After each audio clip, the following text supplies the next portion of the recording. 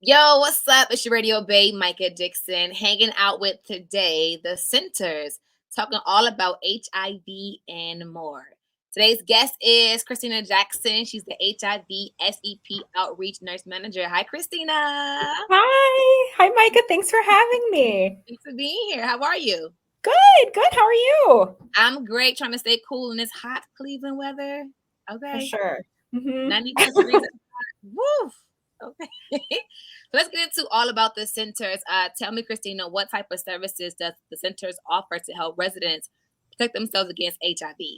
So we offer a bunch of tools that people can kind of pick and choose what works for them. So we condoms are everyone's best friend when it comes to protecting against HIV. So we always have those available. We also have medications and very easy access to these medications. So PrEP is a preventative medication. PEP is like another one that we'll get into too.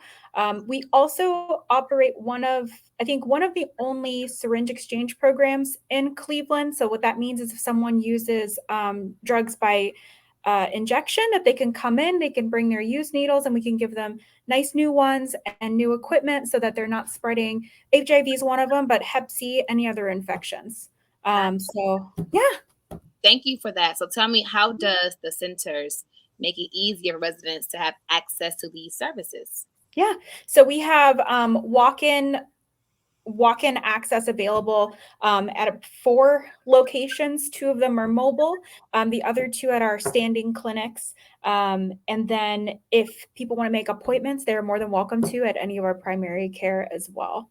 Okay, so walk in and you can also make appointments too if you need to. Mhm. Gotcha.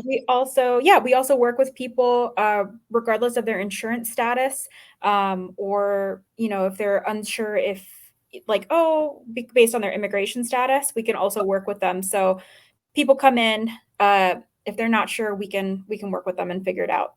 And all locations does offer HIV services. The main locations that do for walk-in, we have our location at Uptown, so that's at 12201 Euclid Avenue. So that's mostly where I work actually. Okay. And then at our vans, we offer HIV testing. That's actually one of the things that we do too, to make sure that people kind of know their status. So they can do that at our mobile locations. We have 2 on the east side, both in Slavic Village. And then at west, it's the Cam's Corner area. We have, yeah, they can access there too. Got you. Okay. Mhm. You did mention earlier, you said medication, PrEP, and PEP, right? Mhm. So what is the big difference between PrEP and PEP? It's kind of looking at the comparisons, kind of like PrEP is like birth control, but for HIV. It's a medication you would take daily to prevent HIV. It's been around for a while. And basically you would take a medication every day and it builds up, blocks it so HIV can't enter your body, and start doing its thing, basically. PEP is if you've had an exposure, or you're not sure, say someone has sex without a condom, or they get like a needle stick, and they don't know what the source is. You can take a medication for about a month. So some people compare it to like Plan B in that way, where you're taking a medication on a schedule, but for a shorter period of time. Okay, so PrEP is birth control for HIV. Meanwhile, PEP can be Plan B for HIV. Okay. Yeah. For that, for PrEP, you can start as long as your HIV test is negative. You can start it. For PEP, we we want to make sure that we catch someone within 72 hours. That is the most successful window. And if we catch them within that, it lowers people's rates of getting HIV if they've had a known exposure by like more than 90%. If it's through sex, if it's through like a needle or a syringe, then it's in the 70s range, but it's still like a really good intervention to do. Okay, so speaking of HIV testing, Mhm. how often should someone or even a resident of Cleveland or Ohio get tested for HIV? Yeah. Um, that can kind of vary. For some folks, it can be like every 3 months. It really depends on what is going on in your life. I'd recommend absolutely annually for everybody. If you come in for your primary care appointment, just do it. Even if you think it's going to be negative or very confident it's going to be negative, it's almost like a bonus where you go in and it's like, yay, I passed a test I didn't know. But if not, like, and someone happens to test positive or their test comes back positive, we can get people connected as soon as possible. Yeah. Okay. So how does the test process work for those who have never had one or are looking to get one? How, what happens? Do we get our fingers stuck? Are we drawing Mhm. blood? Absolutely. So it's kind of like if someone has diabetes and they check their insulin, or that's probably the quickest comparison, but basically it's a little tiny prick.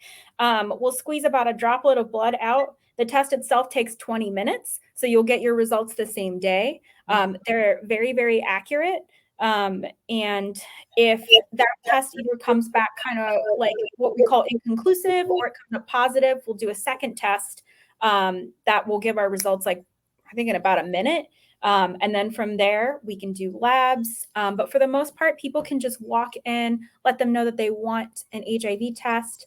We'll ask a few questions just to kind of guide them to whatever services they need. Or if they're like, I don't want anything, let me just do the test. Yeah. That's also fine because, we have other things to do in the day. So yeah. If someone does test positive, the next step would be a second test. Yeah. So we want to confirm and see. We just want to make sure that the test is accurate because you don't want to ever send someone home thinking that they may or may not be. So we'll do a confirmation test. And then after that, we'll do labs to kind of see where the person's at and what the best next steps are. We absolutely want to connect people to primary care services, get them connected to a doctor or nurse practitioner ASAP.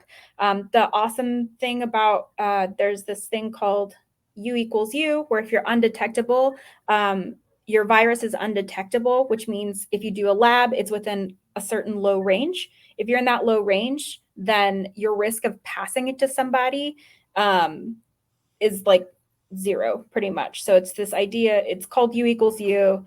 Undetectable equals untransmittable. So our goal, if someone tests positive, it is super scary, but we want it to feel almost kind of like another health thing. Like they come in, they take their medication.